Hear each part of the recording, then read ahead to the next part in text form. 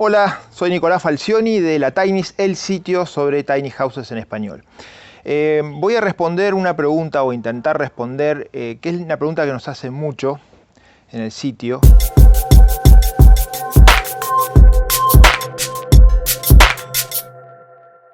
¿Qué es una tiny house? En principio es un tipo constructivo, un tipo de casa, una casa chiquita, con algunas características que por ahí los que ya vieron alguna logran identificar con facilidad. Pero además una tiny house o low tiny o el tiny living, como también se le llama, es una filosofía, una forma de pensar, una manera de entender la existencia, por decirlo de alguna manera. Pero en este video vamos a explayarnos un poco más sobre el tipo constructivo tiny house. Lo primero es decir que las tinys dentro del mundo de la construcción pertenecen a lo que son los sistemas constructivos en seco. Están el sistema tradicional, los ladrillos con el concreto, que es arena mezclada con cemento, y con eso se levantan las paredes. No tan conocido en América Latina, sí en otros lugares como en Estados Unidos y Canadá, es la construcción en seco. Típicamente la construcción en seco, o lo más conocido, es el framing. Es decir, el framing es la estructura de la casa, se arma o con madera o con acero, con pedazos de madera, con tirantes, vigas, y se va armando la estructura de la casa.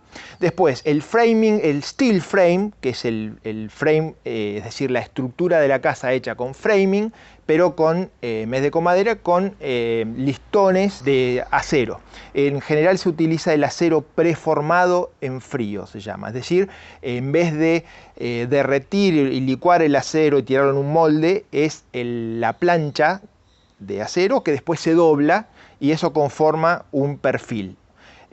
Hay distintos perfiles y con eso se arma una casa. Dentro de este mundo constructivo están las tiny house, que se originan en Estados Unidos a partir de un fenómeno muy puntual que tiene que ver con las restricciones que hay en estos países, en Estados Unidos y en Canadá, en relación a la legalidad de construir una casa. El mercado ha llevado, por la propia gente que ha querido vivir cada vez en casas más grandes y han sido durante los años 60 y 70 épocas de mucha prosperidad en Estados Unidos, entonces la gente se podía hacer casas cada vez más grandes. Entonces el promedio de metros construidos ha ido aumentando con el tiempo. Ahora, en Estados Unidos empieza a haber gente que no quiere vivir en casas tan grandes, al contrario, que quiere vivir en casas muy chiquitas. Eso tiene algunas razones, por ejemplo, la eficiencia, la facilidad para calefaccionar o para refrigerar una casa chiquita, para mantenerla. La idea de invertir poco en un inicio y después invertir poco en el mantenimiento de una casa.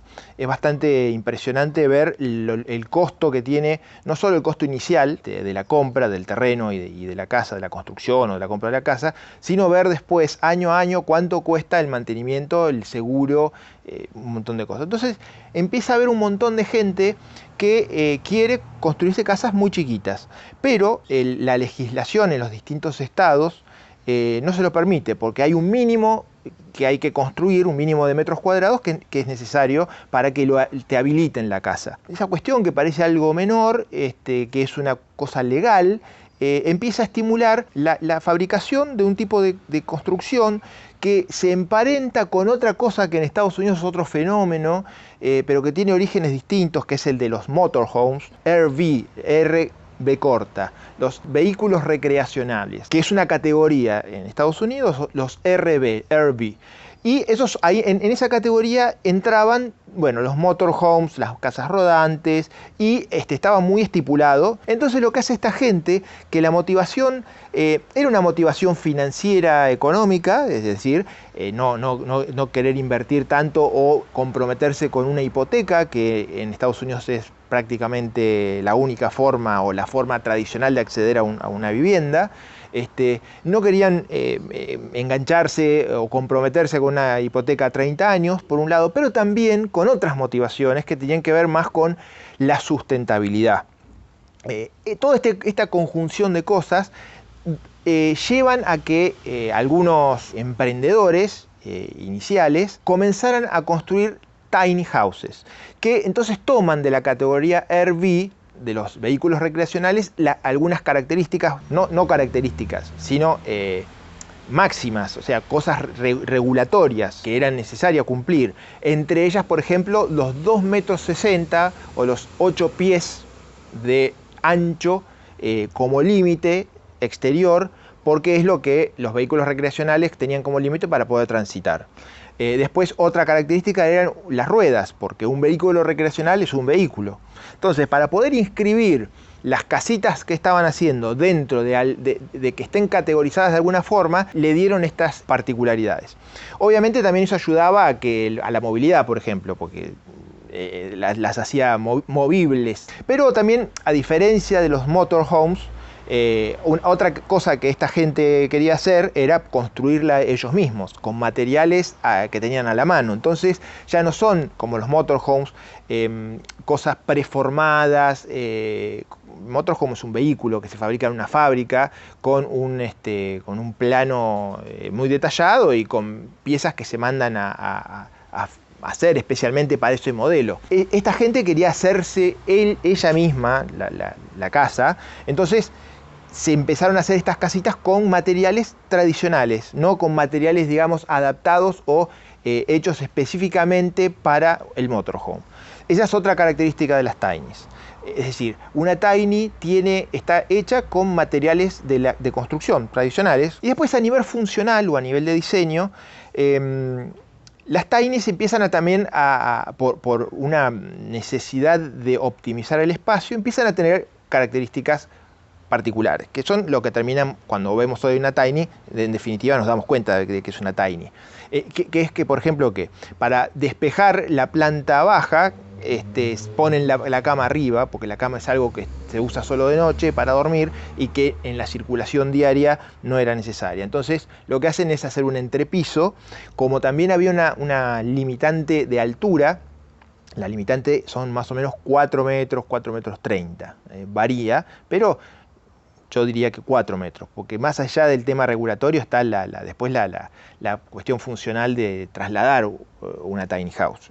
Cualquiera que hoy, no sé si lo han hecho, pero yo sí, trasladar una tiny de 4 metros de alto no es para nada fácil, no solo por un tema de los puentes de las autopistas, sino por los cables, por las ramas de los árboles y por el volumen en sí mismo de la construcción. A su vez hay que también contemplar, ya hablando del tema formal, una Tiny siempre está puesta, una Tiny sobre ruedas, en un tráiler, y esas ruedas tienen una altura que no baja de los 60 centímetros. Entre los 60 y los 70 está el tráiler. A partir de los 70 empieza la construcción hasta los 4 metros. Entonces 3,30 metros, el máximo que podemos construir entre el tráiler y la altura de los 4 metros.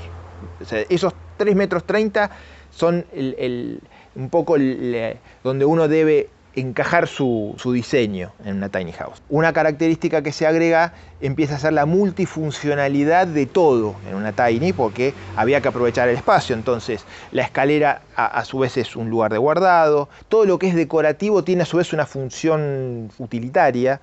No hay una lámpara decorativa como en una casa tradicional. En una tiny uno va a ver que todo lo que es iluminación cumple las dos cosas. Puede ser linda o pensada desde el diseño, desde lo decorativo, pero a su vez tiene que tener una función de iluminar. No puede ser como en una casa grande que esté la lámpara ya, que es una decoración en sí misma. Y así con todo. Todo tiene y todos los espacios se empiezan a ocupar. Se ocupa el espacio arriba de las alacenas, se empieza a ocupar el espacio abajo de las camas. Todo está perfectamente pensado, diseñado de antemano para ser utilizado por alguna razón. Eso es otra de las características de una tiny house. A este modelo arquitectónico, tipo arquitectónico, que se empieza a formar con todas estas cosas que les vengo contando, los 2,60 metros de ancho máximo, los 4 metros de alto máximo, que no es necesario que sea de 2,60, puede ser de 2,40, pero es como un límite. La multifuncionalidad de todo lo que está ahí adentro, las ruedas que son esta necesidad para encuadrarlas dentro de los RV, que obviamente también hay tiny house fijas que no tienen ruedas. Pero digamos, el tipo ideal, para llamarlo de alguna manera, de la tiny, tiene ruedas. Después no es necesario que tenga ruedas, como lo que ha venido ocurriendo, que por un tema de ahorro de todo lo que tiene que ver con el chasis, con el tráiler, perdón, porque una cosa es el tráiler y otra cosa es el chasis. El chasis es la estructura, que puede ser de madera o puede ser de hierro, sobre la cual está montada la casa y a la cual está fija la construcción. Después, debajo de eso está el tráiler o carro también llamado. Entonces, de esa manera se va conformando esto que hoy podemos ver y decir es una tiny house. De todas formas, lo tiny es una cosa mucho más amplia, según lo entendemos nosotros en la tiny. Lo tiny es toda la optimización del espacio y todos aquellos artilugios, por llamarlo de alguna manera, que están pensados para optimizar el espacio. Entonces ahí nosotros incluimos las autocaravanas o los motorhomes, las van modificadas, todos los vehículos modificados, los buses, los colectivos que están adaptados o camperizados, los campers, el camper es como una especie de micro tiny, que solo tiene una camita y una cocinita por afuera en general, y que es muy livianito, y que seguramente lo habrán visto. El camper a su vez puede ser de arrastre o puede ser para ser incorporado a un vehículo.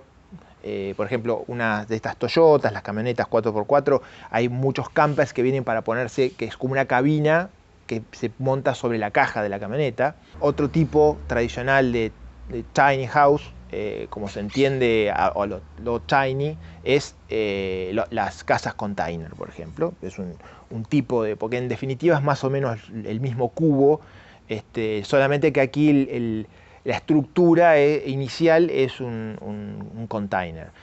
Pero después, en definitiva, se lo tiene que revestir, se lo tiene que aislar y se lo tiene que poner puertas y ventanas como una tiny. Otro tipo que nosotros también llamamos tiny son los domos, por ejemplo. Para mí el domo entra en el tipo tiny, no en el tipo ideal tiny, sino en lo tiny, porque el domo bueno, es muy flexible, es un espacio acotado, tiene muchas características que lo acercan a que ahí sí ya vamos más yendo hacia el lado de la filosofía tiny, del modo de vida tiny. Es un modo de vida que busca la independencia económica, la independencia alimentaria, que bueno, básicamente un poco la forma de resistir, si queremos llamarlo, al capitalismo, al sistema, es por ahí no tanto ir a dar batalla, sino correrse y bueno, hacer una cosa medio de aikido, de toda esa energía, utilizarla para no complicarse la vida. Otra cosa me parece que es de lo tiny es una huerta, todas las energías alternativas. No tan así lo que es el off-grid. Yo creo que el concepto de off-grid, al menos así lo veo yo, off-grid obviamente sí de los servicios, en la medida de lo posible, pero no un off-grid de irse a vivir apartado de la sociedad, no entendiendo el off-grid de esa forma. Sí off-grid de tratar de valerse por sí mismo lo más posible a nivel energético y a nivel alimentario.